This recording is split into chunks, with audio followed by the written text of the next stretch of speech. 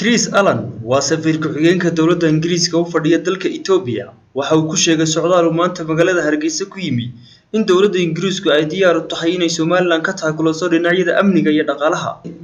ka Ingiriis ahaan gaar ahaan wasaaradda arrimaha dibadda waxay xiriir xoogan oo muddo dheer ah la lahayd Somaliland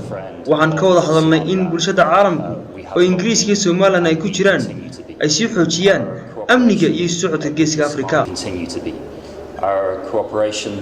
with the Somali. hadalkan oo maanta laga sheegay xarunta madaxtooyada oo danjirahan uu kulan kula yeeshay madaxweynaha Somaliland ayaa wasiirka arrimaha dibadda Maxamed Biixi Yunis uu sheegay in safiirka ay siiyeen xog ku saabsan arrimaha nabadgelyada Somaliland iyo inay xukuumad ahaan ka soo horjeedaan baaqi ka dhanka ah gelitaanka Taleex oo ay soo saareen wadamada Mareykanka iyo Ingiriiska oo ay weheliyaan midowga Yurub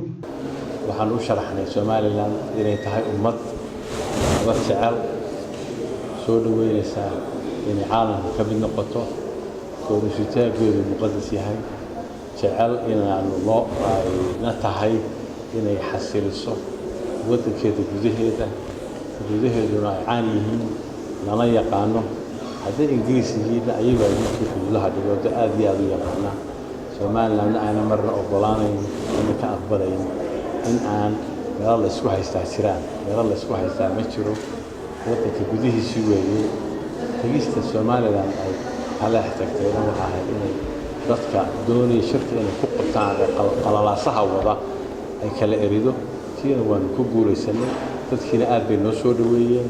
Somaliland waxay doonaysaa inay dowladnimada gaarsiiso meel kasta ka mid ah waddankeeda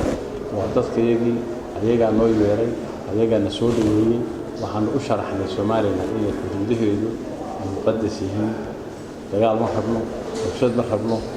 xukuumadda Somaliland ayaa hore uga hadashay baaqyada Ingiriiska iyo Mareykanka ay ka soo saareen arrinta degmada Taleex waxaana ku doodeen in Somaliland ay halkaasi ku tagtay rabitaanka shacbiga reer Taleex Khalid Xabsi Kalsan TV Hargeysa